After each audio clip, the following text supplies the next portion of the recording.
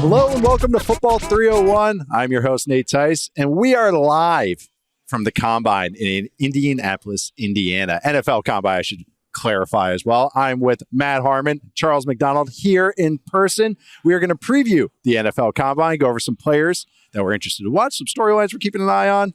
Storylines being like arm measurement and stuff, because that's kind of what the storylines are from the Combine. Maybe some, QB rumors in there. Also, did a little interview with Los Angeles Chargers head coach Jim Harbaugh at the end of this show. But before we do that, we're going to preview the Combine. Matt, how you doing? How is your first trip to Indianapolis, or first trip to the Combine, I should say, or is it your first trip to Indianapolis? It is both. First Combine and first time in Indianapolis. Got a lot of thoughts about that. Number one, this room here is very distracting. There's way too much going on. So if I zone out at some point on the podcast, apologies early, right away. Indianapolis so far, very impressed. Yeah. Like the city. Love a good walkable city. Love the war memorials and stuff like that on the morning walk. I'm impressed so far. I'm having a good time. You'll see some soldiers tonight. I promise you that. Charles, what trip is this for you to the Combine? Oh, man. It's 5 or 6. 5 or 6? Yeah. So, I've hit the point where when I'm packing my bag, it used to be like, ooh, what are we going to get into this week? I'm like, I don't know. I kind of want to stay home. But we are here. And we're ready to, to tackle this week. Maybe a little bit more ready than the prospects are. No one thinks of us, the media members, from that Super Bowl to Combine turnaround. That's our first world problem right now. Is that turnaround, especially from New Orleans. I'll get into Indy. With the bachelor party in between. I did the opposite. I don't think I left my house. But yeah, Indy's a great town. I've had trips before, but my first adult trip was after the Big Ten championship game against Michigan State. And Wisconsin fans drank the entire area that we're in right now out of beer. There was only one bar with beer in the whole area after that game. So, yeah, that's my first trip to Indy. My 12th trip, I think, overall. My 12th Combine, I think I am. I'm old. Yeah. But anyways, let's preview the Combine. Some players opting out now, which is kind of becoming more of a trend, but there's still guys participating, still guys getting measured. We're going to look at some of those prospects that we want to watch this week. Keep an eye on. There's a lack of consensus in this class. And I think that actually is more fun, because it really is like, all right, what do you lean towards? Wow, Nate, you like a big receiver? Weird. So you can see who has preferences. It's not just us that is in the public or in the media doing this. This is with teams. I'm talking the guys that I've talked to, too. There's little consensus at any position. Maybe Abdul Carter at edge, but even that is, there's some teams that are like a little lower on him than you would think. But I just think this is a really interesting class. The positions that are strong, defensive line, running back, tight end. I actually think there's better offensive line class than people are going to get credit for. Maybe not the top end, but that kind of depth of this position I actually kind of like. But Matt, we'll start with you. Who's the first player or first kind of thing you're keeping an eye on throughout this week? Yeah, admittedly, these two guys, Nate and Charles, obviously know a lot more than me about the class, because you guys... Oh, come on now. I'm talking about, like, I may be having I'm on my way to an associate's degree. You at least are on your way to a bachelor's degree in the class. Yeah, it'll be the first one I have. There you go. Right? Because I don't think I'm credentialed. Give it to you. Well, you guys actually, number one, watch more college football than me during the season. I don't watch any college football during the season outside of like a couple of games. So I'm still like getting my bearings about the class as a whole. And that's really what I'm trying to learn this week, is more just about, like you said, Nate, where is the consensus from a positional standpoint? It does, at least to me, feel, last year, business was great for me. It was a busy time. A lot of receivers. It's not as interesting this year, especially at the top, but there are players I'm certainly watching this week. And then more so, this feels like a eat your vegetables draft, which is not going to be as sexy as like, all right, we've got 6 quarterbacks in the top 12 and 3 receivers in the top 10 or anything like that. But it can go a long way to fortifying some of these ecosystems we care about across the league. So for me, just beyond like individual prospects, kind of getting my hands around that part of it and framing this draft is what I'm looking to do this week. No, it's a great point, especially when you're saying eating your vegetables. Like, even the offensive line guys, they all have like one maybe flaw or one thing you might have to wave away or focus on. And again, when you talk to team to team, it's like, or even scout to scout of us in media, it's like, oh, you don't care about that? That's fine. Or you are worried about that. And that's always just interesting as you find out through the week. Charles, what about you? What kind of first thing you're watching in Combine week? In terms of player or just in general? Go player. Player? Okay. We just need to start with a caveat, because I've had this happen in the past where I say, and it becomes more frequent every year, where I'd say, hey, watch out for this guy. He doesn't work out. And people are like, well, I thought he was going to work out. I don't know. The summer day of. Right, I know, yep. Yeah, and not even day of, like right before. Yep. Sometimes guys will decide they don't want to work out. But I think one guy that came to the season as a highly touted guy, fell off a bit, Deone Walker, defensive lineman from Kentucky. He's built like Jordan Davis, basically. Yeah. He's a freak athlete. But as like most guys who are 6'6", 6'7", 340-plus pounds, consistency, down and down, not always there. But if you go back and just watch, to me, especially like the Georgia game, where they brought it to Georgia up front. I mean, they were much more physical. I think he played a big role in that. You can see some of the peak plays he makes when he can play. He's 340 pounds. He can play off like 4 or 5 technique on the edge. You can obviously play on the inside, but you still want to get a gauge of, one, exactly how athletic are you? 2, what kind of shape are you in? Because I think that's something that kind of hurt him as the season went on. So I think if he works out, I just looked his age up. He turns 21 in like 2 weeks. Yeah, so, he's really young. He's really young at that size with athleticism. Someone might bite late first round, early second round, but this week is going to be where he solidifies that. Especially with character stuff too. Not that I've heard anything about him, but more whenever you get these big guys, that's always the thing. Is all right, do you play this because you're big, or do you actually like the game and like football? T'Vondre Sweat last year. Like Sweat last year. Last year, that was a huge one. And I mean, he was, had a lot of stuff. He had a DUI come up during the draft process, which is not exactly what you want. Ended up having a really good rookie year. I mean, really good one. Played to his talent level, but I think Walker's been a guy, like, I know Charles just offhand, we've kind of talked a lot about him because that Georgia game, he took over and it was like, oh, there it is. There's some dominance, at least for a stretch in that game. I always look up John Henderson's numbers because that's the guy, but John Henderson's also the guy that would get slapped before every game. So that was his kind of, that's how much he loved the ball, and you had to worry about his motor and everything. Somebody's got to find out this guy's slap threshold. Like, how many times do you want to get slapped? Yeah. So how hard? Is it a 7? Okay, he's a 7. All right, we got it there. But also with Walker too, it's like he lined up, you mentioned this, Charles. He was like 3 tech. He was 4-eye. It wasn't just straight nose and 2 gapping, all that, Mount Washington style. So that's also, I think, is interesting. If he gets to the NFL and someone goes, no, you're a 3 tech. No, you're a 1 tech. No, you're actually an inside, can line up and go. Might open him up a little bit. I'm going, my first prospect to watch, really a thing to watch, is also a trench player. Mine's Will Campbell, offensive tackle, tackle from LSU, who really all I want to check out with him is the measurements and what his arm length comes in at, because there's been a lot of talk with Campbell. Can he stay out of tackle? I think a lot of people like his kind of his makeup, as far as like his work ethic, as far as his intelligence. He's calling out blitzes at left tackle, which is something I've rarely seen from a college prospect. He's, I think, a good to very good athlete. He can bend. He's got a funky stance. He's really upright. So I think that kind of makes people go, are you a good athlete? He is. He can really sink in everything. It's just his arm length and whether people have the threshold of 33 inches, the traditional one. I actually talked to my dad about this, and I thought he was 33 inches. He said it's 34 for him, which I don't agree with that because I'm more of a footworker. I think it's 33 inches. I'm like 34. That's a high variance. Yeah. Have you ever seen my dad's offensive line? Like weight minimum's like 330. But like Campbell, I think personally could stay out at tackle. I like his footwork a lot. I love his technique. Is he an elite prospect? I don't think so. I think he's more of a good to very good one. But I think once we get that arm length, then people can start really getting that number. Okay, now how do we assess him and go from there? From what I've talked to, teams have not been worried about it. I think made me think that it's going to be around 33 inches. And also a lot of them are going like, well, he can do a lot of other things to mitigate that. So Will Campbell. Will Campbell's interesting because I wasn't aware until I've unplugged from so much reading and draft content. Like unless it's you or like Dane. Probably a good idea. Yeah, or nice. Jordan. Yeah, or Jordan Reed. Like I'm not really reading all that much draft stuff anymore. So I didn't realize until like a week or two ago that people were talking about Will Campbell as a guard, and I was like, huh? I watched this guy be like a damn near shutdown left tackle for 2 seasons. He's incredible. Yeah, true freshman starter at tackle in the SEC. Right, and he's 20 years old too. He's a young player. A lot of young players actually. Some positions, quarterback, not so much. I do think it's interesting sometimes when I feel like people do the positions changes, take it a little too far sometimes. There's nothing wrong with being like a B+ left tackle. No. All right.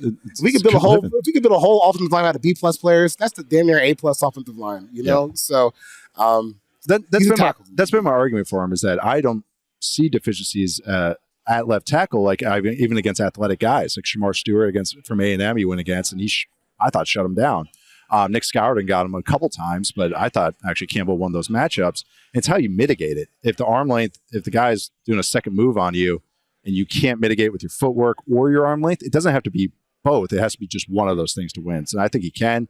And it's like worst case, okay, yeah, he doesn't hang out tackle. I think he could be a very good guard. So that's also a nice little high floor player. It's so funny how this stuff like works too, because I remember during last year's draft process talking about that LSU offense, and sometimes people would hold it against Jaden Daniels. Well, not only do you have two awesome receivers, but you also have a left tackle that's going to go in the top 5 next year. And now we're 365 days later. It's like, well, is he even a left tackle? Is he a guard?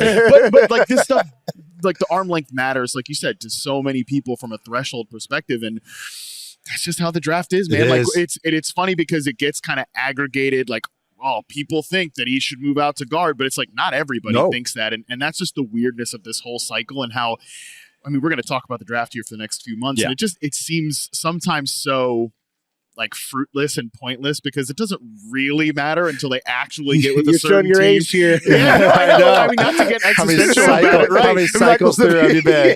Not just the combine preview, but a life assessment. Right. I'm telling you, man, like, does any of it really matter until we actually pair these guys with teams? No, but we are going to talk about it and do this nonsense for the next few months. How many times I had Brock Bowers going to the Rams last year? Yeah, I was like, let me have that fan fiction for a couple of years, or a couple of months at least, until April hits. Matt? What's your next existential crisis or preview thing you're watching during the week of the combine? Actually, that transitions me pretty well to talk about Travis Hunter because I think again, no idea what he's going to be in the NFL, and that's another one where everybody could probably have a different opinion about it. Like every team, in terms of what's the like allocation to defense, what's the allocation to offense, and you know what's the right path for him. And I feel like everything I'm about to say about him as a receiver might end up being pointless because he could go to a team that only wants him to play 5-10 snaps as a receiver. But Nate, I was talking to you about, was it last week, you know, that I've started to work on the receivers and I've got about like 3 games into a bunch of the top prospects, him included. And I got to say, man, like those 3 games I've watched, I think he's an incredible receiver.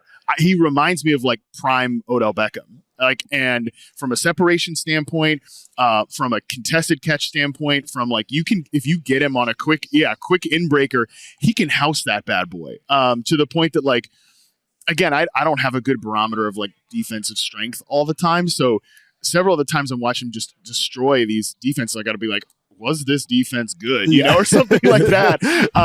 And man, I mean, like I said, he's got everything I'd want in a receiver, from that like twitchiness standpoint, the actual technique and tempo of his routes. But he's also an incredible corner too. Like, I mean, don't get me wrong, he's obviously great at that. But man, if we can get any clues about what position he might play more at, because I don't want to sit here for the next 2 months and talk about like, I think this guy might be the best receiver prospect I've ever seen, and then he plays like 10 snaps a game at wide receiver. I get it. That does feel a little pointless, but I just want to get it on the record that I think this guy is an incredible receiver. He is. He's so twitchy. His ball skills are actually rare. Yes. And that's something just you stand out receiver or corner is his just ability to adjust. And you can see how much Shadur Sanders trusted him. Like, hey, go get it. And for a guy that has solid size, but is not 6'5", not like this, he's going up and snatching it, dunking on guys. And it doesn't matter where low pointing the ball, high pointing the ball. As a receiver, he's so unrefined with his routes. But that's the thing. He's one of the guys that I watch him and I go, well, it makes sense because he's been playing 2 ways and playing over 100 snaps. That's that makes a little bit more sense. It's not teach tape, right? No, like, no. You should not. It's talent tape. Right. You should not be doing that. But like, I mean, from a press success rate standpoint, that's like the best. It's 3 games. So like I said, you know, I do 8 games. That's my threshold for these guys. But like, if he held up this, it would be like the best I've charted in the last 5 draft classes, which is pretty incredible. Saying something with these guys. Yeah. Charles, any Travis Hunter takes? I think he's a cornerback. See, this is what I'm saying. Like, talk about the most. Not to say he's back because he's like rare receiver or rare corner. Yeah, I know. Well, to me, that's like instant impact day 1, CD1. Yeah. Like, don't even think about it. And how many guys are there? It's a lot harder to find that than the argument. Even if he's got rare ball skills and incredibly twitchy, like, you can find a great receiver. Not anywhere, but you can certainly find them in a lot of places. You can find them in different rounds more than you can a top corner. Because you even think about who are the top guys right now: Sauce, Stingley, Surtain, all top 10 guys, top 5 guys. Top 10. Surtain was but all top 10 guys, because that's where you have to find the guys that are usually 6'1" and twitchy and long armed and all best that receivers stuff. You can like unearth Nico Collins in the 3rd round. You can Puka Puka Nacua in the 5th round. I mean, think about someone like Siobhan Revel from ECU. Yeah. He didn't play last year from ECU, and he still might go round 1 because it's hard to find 6'2", 190, long arms, Twitchy, ball skills, and fast. Like, it's just really rare, hard players to find. It really is. Charles, what's your next one what you were checking out for the combine? Tight ends. Yeah, Loveland, Warren, Harold Fannin, like especially the first two I named, Colson Loveland from Michigan, Tyler Warren from Penn State. I think our buddy the other day, Ben Solak, made a great point. Like, for Loveland, you need to go back and watch 2023. Yeah. When he had a real quarterback, J.J. McCarthy. Hey, no offense to those boys down in Michigan, but there's a reason. Was not a passing there's game. a reason why Bryce Underwood is signing his letter of intent, and everyone else transfers, right? You got to go after what happened last year. But man, I think when I went back and watched the 2023 stuff, I got a better grasp for how athletic he is. Yeah. He's a really smooth route runner. Once he gets the balls in his hand, he's good. Ball in his hand. Maybe he can catch you. I don't know. That would be impressive. Yeah, but he's a really smooth athlete. And then Tyler Warren, I think that's fun, man. Yeah. Like, you see a guy that big going back in Wildcat, and they're letting him run the ball. I don't. It's one of those things where I don't have a question of how athletic they are because I can see it on the tape. But it's always fun to get some numbers. Yeah. And just see how fast someone actually is, how much they move. It's like, assuming they work out this week, I think those two guys have a lot of money to earn. That's an athlete position too. Yeah. Right? I mean, like you need to be a highly athletic. You don't need to, but it sure helps to be a highly athletic. If you draft the first round, you do. Yeah. That's always been my tight end theory. I don't know if it's been proven or not proven in the last few years. Even more so is just draft the biggest athletic guy and hope they figure it out. Because it's like even just drafting guys that have skills don't figure it out, but guys that like didn't do anything in college do figure it out. It's like it's such a unique position because it takes so long, but the guys need to also be freaks. Like Mike Leach said, tight ends are great if you have them, but most teams don't, and that's why this class is great for him. You also mentioned Harold Fannin, but this is a huge week for him if he works out. Always have to have that caveat. I think he will. He should. Yeah, because he's a tweener and a one-of-one type of guy, and it's hard to compare him to anything. I've compared him to more basketball players than football players, like Chuck Smith and all these other guys. That's the one position, Nate. When you do that, it's like, okay, that makes sense. Yeah, well, because there's some crossover there, anyways. Yeah, he's a 6'4" power forward, even though he's not. Yeah, he's just a hybrid guy. He runs like a duck, but he catches everything.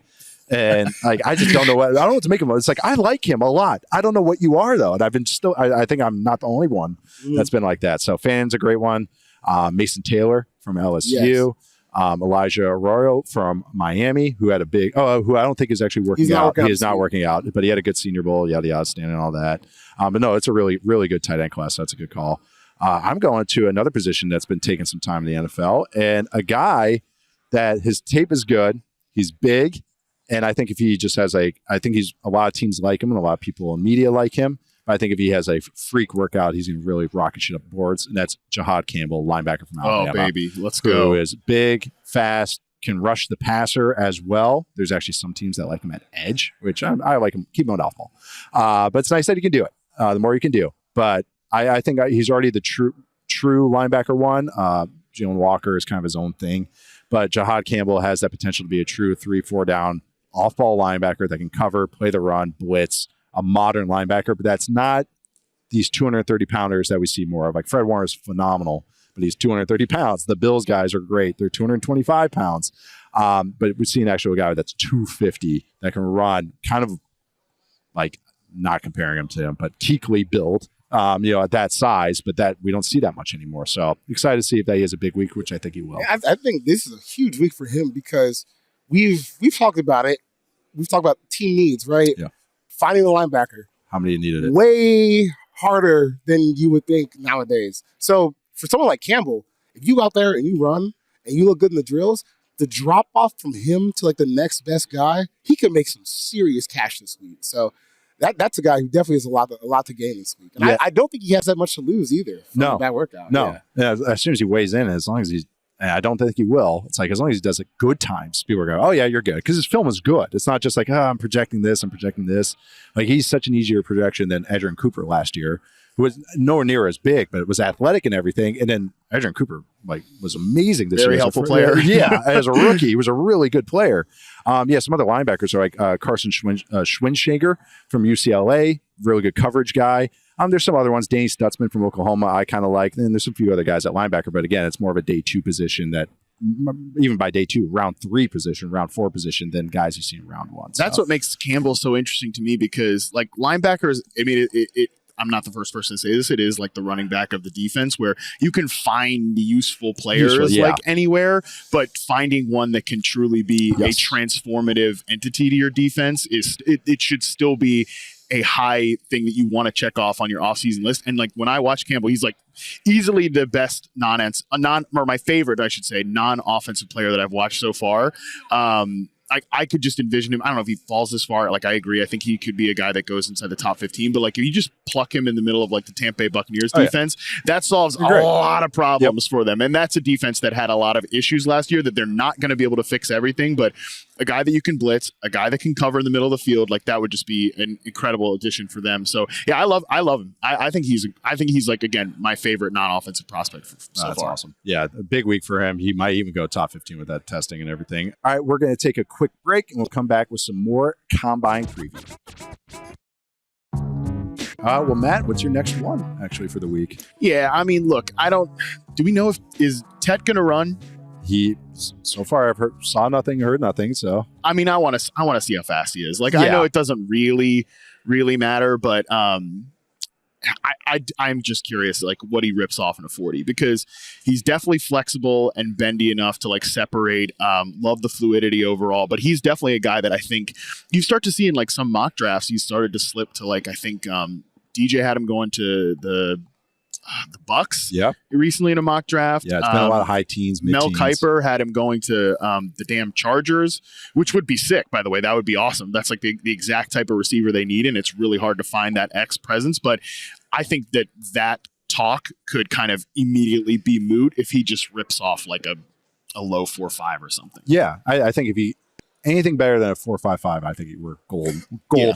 And like, I don't really care either. I don't really care either way. But again, in this stupid, pointless draft cycle that we're talking about here, that's going to be a narrative changer if he does that. You know, we've already talked a little about that last week, but it's like separation stats also always with a pound of salt if you throw those out there because of when the quarterback is releasing the ball matters on those stats because a lot of them are using when the ball is there. I'm telling you, he can get open. Like I don't have a separation concern with him, especially on like underneath routes. It's not the exact Drake London thing because I think London was a better prospect, but it's in the same neighborhood. Yeah, those types of guys.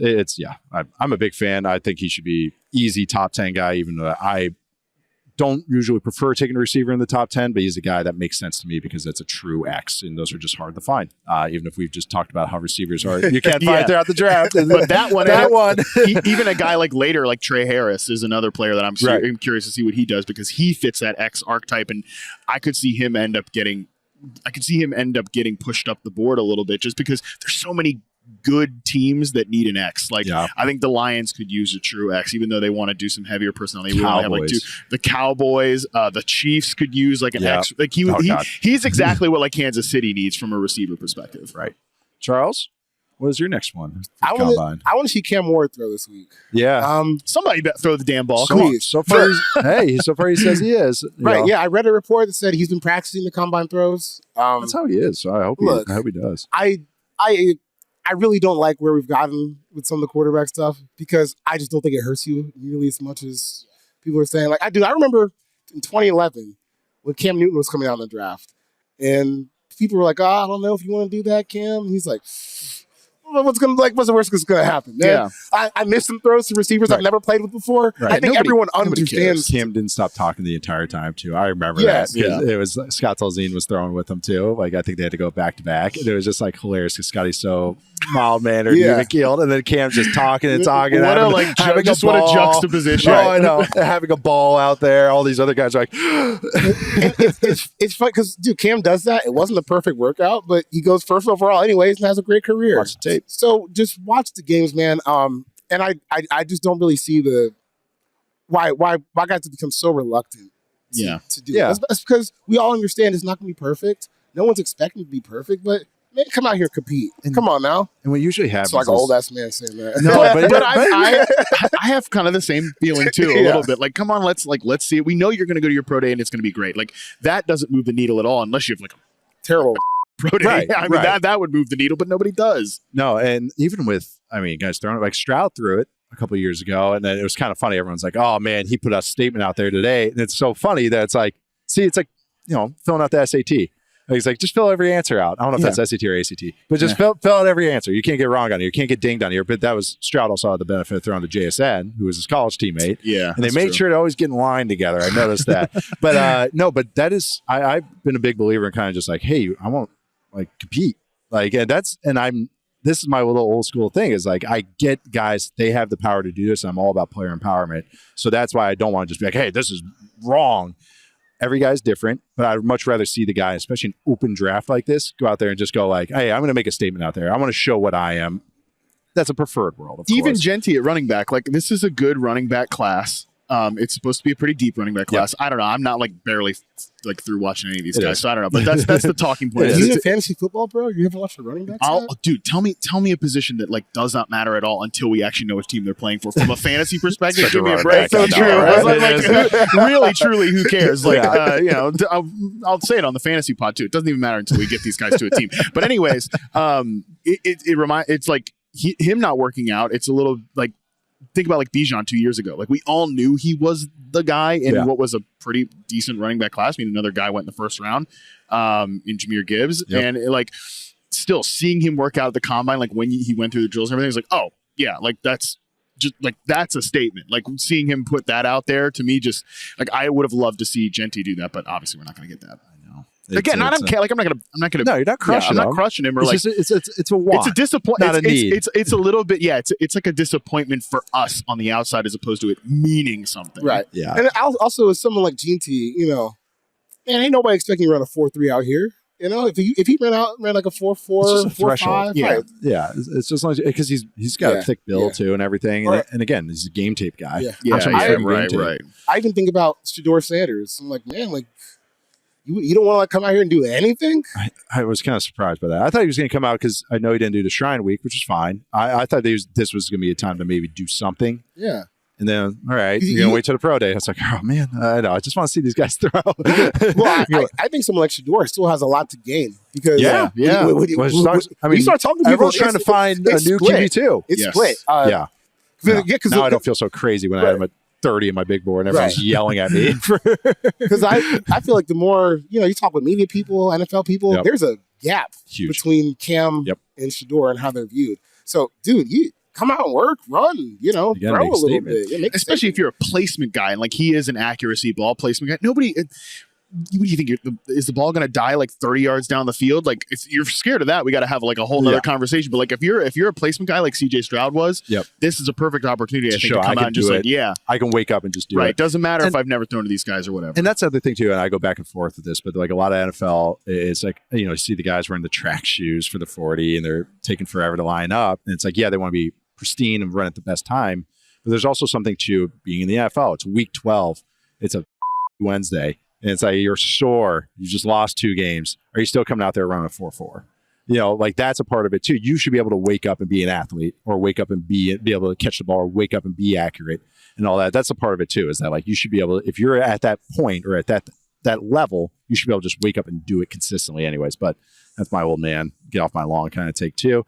I'm going to go with Will Johnson, a corner from Michigan, who was my number 1 player on my big board midway through the season. I want to say he was 3 before the season. Battled injuries throughout the year. Felt like a lot of Michigan guys did. They're missing Ben Herbert, who's not a strength coach for the Chargers. That's going to be spoilers for the interview later. But also, Johnson, his build and everything looks like an ideal elite corner. Long arms, good frame. He's built just like Surtain. I mean, they look identical. It's funny, even similar numbers and everything. But they, this year, kind of up and down. Battle of injuries, didn't really show the twitch, didn't show some want to on some stuff. USC game I thought was good, had a great pick 6 in that. You can even see though throughout the games he's playing, it looks like 80 to 90%. And it seems like, and I'm not going to drop him as much as other people are, but it seems like he's really dropping on boards. And I know there's some off-field stuff, so I feel like the character stuff, the interviews this week are going to be huge for him. Medicals are going to be huge for them. And then his 40 time, because that is one, I don't have a huge worry about it, but his long speed. Getting beat over the top. I think some of that comes from him. He has kind of eyes that stay back there trying to hawk on stuff. So then that way he gets beat over the top. But his 40 times going to matter as well. So this is a big week for him as far as the whole gambit, I should say. Medicals, character evaluation, and then on-field stuff. So yeah, Will Johnson, because I feel like he could maybe stop the slide a little bit and go like, no, I'm still a top 10 player. Yeah. I mean, dude, at his best, he's insane. He's as good as any player in this class. Yep. You know, because I mean, even the sophomore. I remember watching him as a sophomore. I was like, "Who the hell is this Jalen Ramsey clone out there?" Is what it looked like. So you know, there's a few of those guys, and right. Loveland from Michigan, you just said it. Mason Graham from Michigan, his 2023 tape's better. It's like a lot of these guys had better 2023 tape. Nick Scouton, secret sauce over there, you know. I'm telling you, they missed Ben Herbert. They're missing the strength coach. No, and then I'll, some other guys. I don't know if you guys have anyone to wrap up with. Some offensive linemen. Harmon Mambao from Mizzou and Marcus Mbow from Purdue, how they test. They're both easy movers on film. But if they, especially Mambao, if he has a big workout, he might go top 10. I thought we were early on him, getting him in the teens. Charles, on our mock draft, we had him at 11, I think, going to the 49ers. And I was like, oh, I love this. And then all of a sudden it's like, oh, yeah, now people have him as O-tackle 1, top 5. Whoa. But so if he has a big week, his stock is just going to keep rip-roaring up there. Arian Smith, a Georgia wide receiver, might run. I know he's not much of a football player.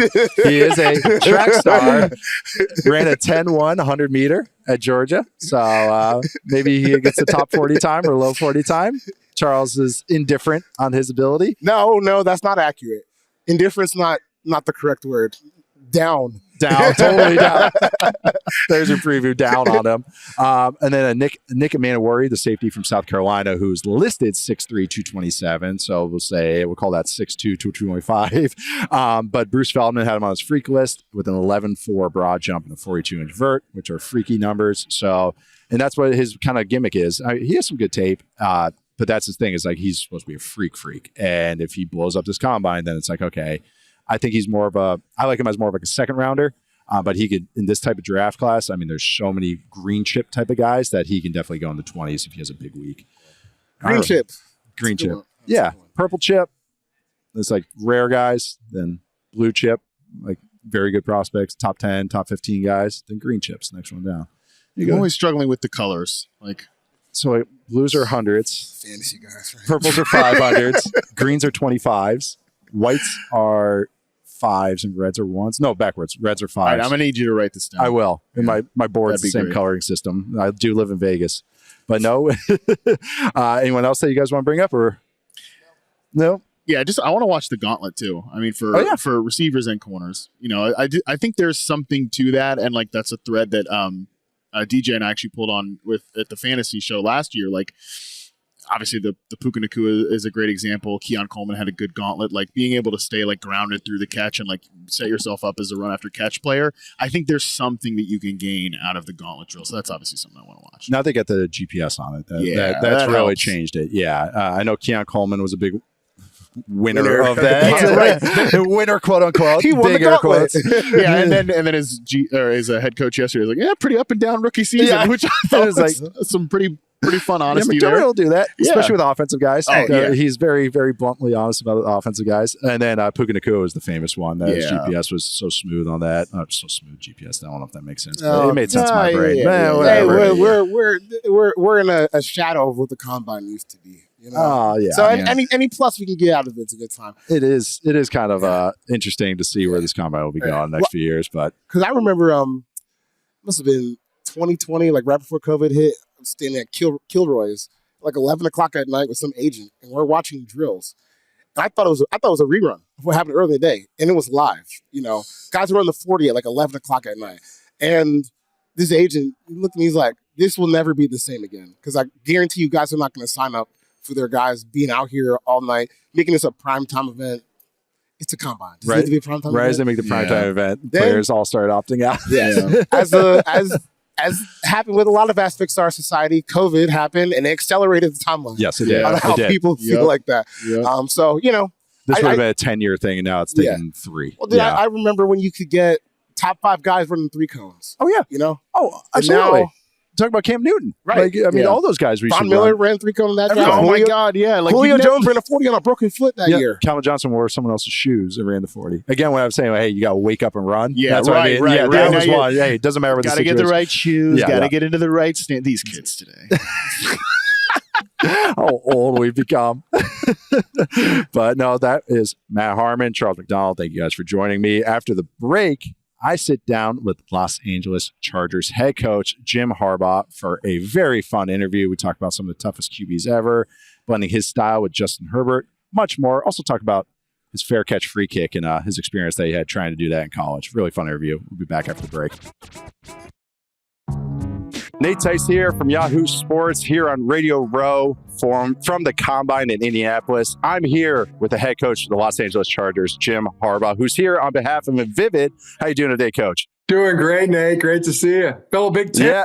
Yeah, well, Big Ten. I know, especially out here. Especially, I feel good back here in Big Ten country. I actually have a question. I was talking about mutual relationships right before we started this, but my strength coach at the University of Wisconsin was Ben Herbert, and who you have a great relationship with, first at Michigan and now with the LA Chargers. Yeah, Herb is the man. And I just wanted to ask you, when did you first kind of maybe come across Herb? And maybe you came across him and I want to get this guy in part of my program, and maybe speak to the importance of having a good strength coach, especially at the NFL level right now, or performance coach, as they call them now. Well, I mean, there's, you can tell I light up when you start talking about Ben Herbert. I want to hear a good Ben Herbert story. Tell me a good Herbert story from back in the day. Yeah. I think this maybe speaks to Herb. He knew I was a quarterback, and he knew my senior year when I was backing up Russell Wilson that, maybe wasn't getting a lot of playing time out there. So maybe I didn't have to be there, have the hardest workouts my senior redshirt year. So Thursdays during the season, we had a nice little negotiation. But it kind of speaks to Herb, how much he could push a guy like Travis Frederick to squat 700 pounds. And then for me, just go like, hey, Tice, dumbbells. Incline dumbbells right over there, but that was kind of my Herb guy. And then if you're a quarterback, there's no straight bar, bench with Ben Herbert. You keep it tight. Put the dumbbell in each hand, 45-degree angle. I mean, it's he knew how to adjust though, and I'm sure that's something that you kind of have come across too. How he's able to adjust from college or even NFL guys now. I love it. He's the best. He's I am not going out on a limb and saying that Ben Herbert's the best strength coach I've ever been around, best strength coach that I've seen in coaching, or he's the best. Brett Bielema called me when he knew I was looking for a strength coach, and interviewed maybe like 30 or 40 strength coaches at the time. This was like 2017, 2018, yep. And I remember when I talked to Ben Herbert, I was sitting in my living room. My brother-in-law John Fearborn was on the other couch there, and I got the cell phone kind of resting on my chest. I got it on speaker, and I remember like looking over my brother-in-law. This is what a strength coach sounds like. This is what it's like. And he flew in a couple days later, and I met him, and that first meeting with Ben Herbert, it's Did he blink? Oh gosh, no, just staring right through your right through your soul, right through your head, and like I remember I was like looking at him and go, I cannot look you in. I have to avert my gaze. You lost the game of chicken with Herb. The next day, I said, I will not lose this matchup. I'm going toe to toe, nose to nose with you, eyeball to eyeball, and it's that's awesome. Yeah, it's the Harbaughs love the Herberts, both of them, Ben and Justin. No, I'm sure. Especially like you say, he looks like a strength coach, got the shaved head, and actually, this is great little transition here because Herbert's a great example of kind of blending old school with new, shaved head, goatee, but will be forward thinking with some things. And Justin Herbert, and you have a very, with your offenses, very old school in the sense that you're very run first. How do you kind of blend having a quarterback as talented as Justin or Andrew, like you did back at Stanford, and blending, hey, a run first team, this is what we're going to build off of, but making sure they kind of get theirs, making sure they kind of like, hey, we're going to put a little bit on their back right here. Maybe finding that balance, and when when that balance is, or if you have moments this season going like, hey, we could put more on Justin's back.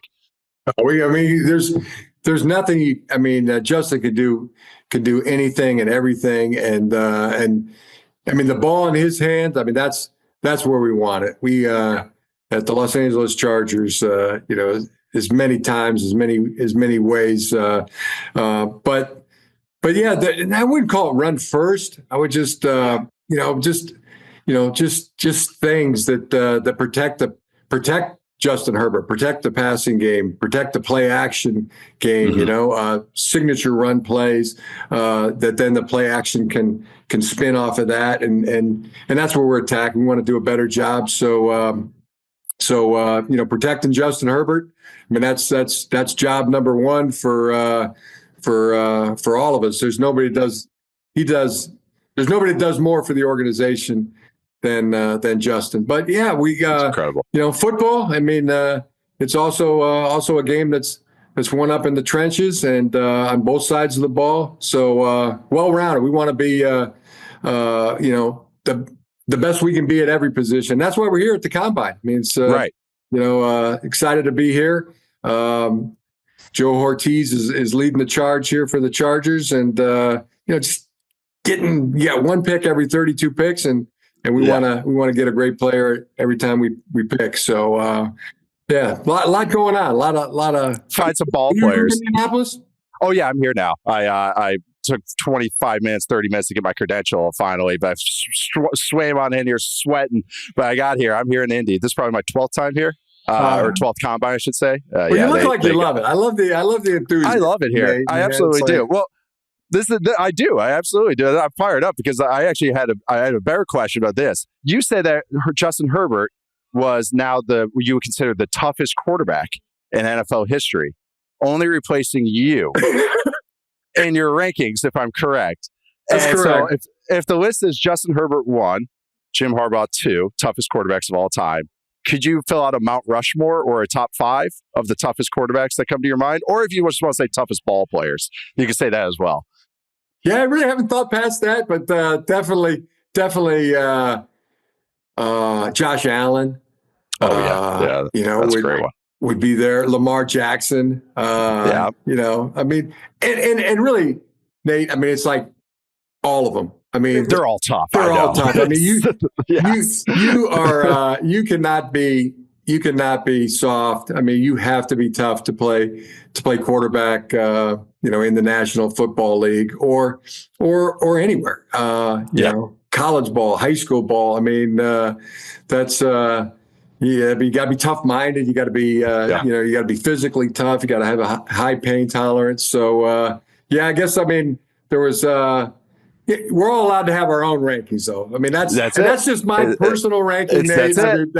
I feel like I'm allowed to have that, but yes. It's not the consensus. It's not, it doesn't go down. Not speaking for anyone else, but to me, so it's like being around greatness, Nate. I mean, every day, that's what it feels like being around Justin. And I mean, he is a tough Alex Smith, tough Colin Kaepernick, tough JJ McCarthy, tough. I mean, they're all tough. But I mean, Justin, gosh, it's incredible. It really is. When he makes a high ankle sprain look, when he makes the high ankle sprain look like nothing, that's a 6-week injury in my head. Yeah, that's for the common man, the normal man. I mean, the normal quarterback. Yeah, I mean, Justin was literally playing on a healthy ankle and then an ankle. I mean, like maybe 20% of the other ankle, and. There's a throw he made against Denver, just maybe like a week after, and free rusher up the middle in the A gap, and he takes sail route to Ladd. The out route to Ladd. I mean, it's sail route to Ladd, which I mean ended up being maybe a 45, 50-yard throw, and it was a third down and put it like right there but he's in full retreat and. Off of a bad ankle. I mean, I could have made that throw to a halfback screen, The up and over kind of. Got it up and over a defensive end. but he throws a seed 45 yards to his left off.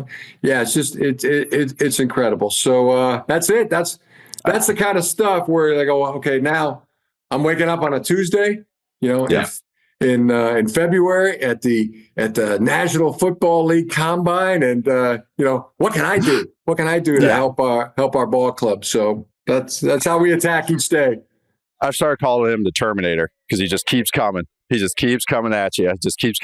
But I know this is great. Where you're talking about even, the combine and finding guys. You have some of your former Michigan players here that you coach: Kenneth Grant, Mason Graham, Colson Loveland. Are these all guys that maybe looking at as the LA Charger? I know you drafted junior last year. Yeah. I think I did about 20 mock drafts where I had you taking different Michigan players who play Corum, all this. These Michigan players, could you speak to some of them as prospects and maybe as potential pros, as that they're transitioning to the next level? Yeah, they're just to start with, they're like beloved sons, and they're can they coach special teams too, like your son can? I'm so proud of him too. Jim Harbaugh, chief coordinator at the Seahawks. It's like family business. Yeah, it's like you look at the players, and like I said, you get one pick every 32 picks. You can see who the good players are, and you most likely you're going to be playing against them. That's just the math of it all. But you talk about the Michigan guys. 4 guys. There's going to be 4, maybe 5 that go in the first round. And I played at Michigan, grew up a Michigan fan all my life, and it's go blue all the way. I think the most it's ever been is 3 and now I have to look it up. Maybe 1995, maybe 1991 or so we had. But I don't think there's ever been 4 first rounders, and this year we're really good possibility. It'd be awesome if one of those someone's there for us at 22. But who knows? Medium sized there at 22. Catch passes, block, maybe do a little bit of both. I don't know. I don't want to tip your hand or anything, so I know but there might be a guy in range maybe there. Mason Graham, Will Johnson, Colson Loveland, Kenneth Grant, possibly Josiah Stewart. It's great to see. It makes you proud, and there's a lot of us. And Ben Herbert, Ben Herbert, deserves a ton of credit, and I'd like to get Ben's hands on. And just continue the program. They take the 1 year off. All right, get back into the program. Yeah, exactly. It'd be awesome. It'd be cool. I have one more question for you. So, of course, we're talking about Michigan and winning the national championship. Tremendous accomplishment. Congratulations, of course, to that. But I want to ask if being the head coach of a team that executed a fair catch free kick like you did against the Broncos on Thursday Night Football is maybe your greatest coaching accomplishment, or where does it rank in the accomplishments as a head coach in the NFL or in college? Definitely one of the coolest. It was awesome. Cool. Cool factor. Maybe the top. Definitely the top 5. It's my favorite rule in all of football, and I just pretty much ever since when I first started coaching at USD, I was like going to every game hoping that maybe there's a chance for, to get a fair catch, to get a fair catch kick, this could be the game. And I was my first year at USD, 2004, coaching there. We're playing at Drake, and it's right before the half, and they're backed up at their 5-yard line. And I start screaming to our returner, Nick Garton. I say, Nick, fair catch. And so one double A backed up punt too. You might be catching that. We're going to get it right here. My first year as a head coach, I'm going to get a fair catch kick.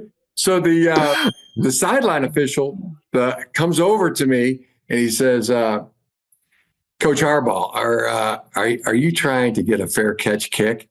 And I go, yeah, I am.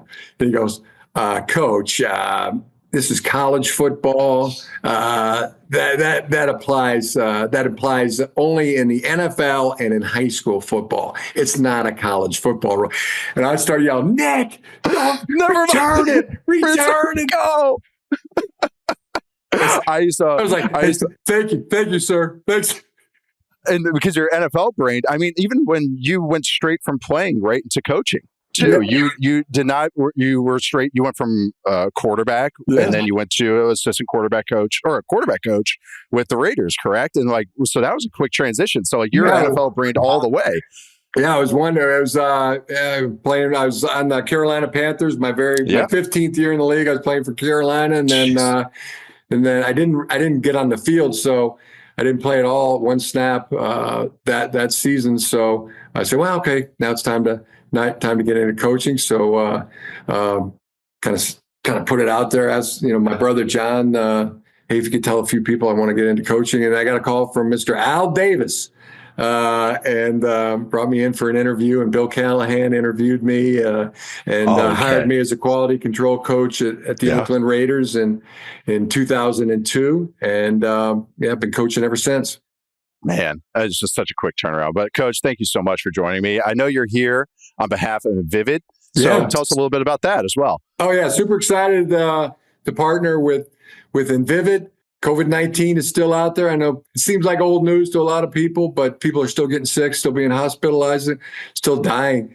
There's ways to, there's options, past the vaccines. So talk to your doctor, especially immunocompromised. You never know when it's going to hit or who's going to hit. Those that have cancer, organ transplants. But there are ways to protect yourself. Don't have to live in fear of COVID. So go to expandtheiroptions.com for more details. Awesome. Coach, thank you so much. What a fun interview, Nate. Thanks, Coach. I really appreciate it. I hope to come out there. Maybe I can annoy Herb and you a little bit while I watch practice or something like that. Watch Herbert throw another 60-yard ball off his back foot and just dream of what that must be like. Oh, yeah. Hey, please, you have open invitation. Thanks, Coach. All competitors, football guys, welcome at the Los Angeles Chargers. And thanks, Coach. We're going to get you and Herb back together. I want to hear some more Herb stories. Oh, no, it was me hiding from him. No, but Coach, thank you so much. I appreciate this. Best of luck with the draft. Best of luck with free agency. And best of luck next year. Great seeing you. Thank you. Make it a great day. All right, closing it out today. We'll be back on Thursday with some more kind of combine recap, midweek recap standouts. But I'm Nate Tice. I was joined by Matt Harmon and Charles McDonald. It was a very good show. Just had that interview with Jim Harbaugh. Make sure you check that out on YouTube if you're more into a visual guy. Is it on YouTube? It's on YouTube. Thank you, Colin. Also, send those mailbag questions to football301mailbag at yahoosports.com. We'll be getting to those maybe this week, but for sure next week. We got a lot of good stuff coming. We got big boards coming. We got mock drafts coming. A lot of good stuff with the NFL draft coming up. Also, you can leave us a 5-star review on Apple Podcasts to jump the line. Emails are great. Those reviews are even better, and we'd appreciate it even more if you want to, do a little heart. Subscribe to us, follow us, rate us 5 stars. Like I said, watch us on YouTube on the Yahoo Sports YouTube channel. Thanks to everyone behind the scenes here. They're doing a great job here in Indy. It's a lot of fun. Thank you all for listening. See you guys next time.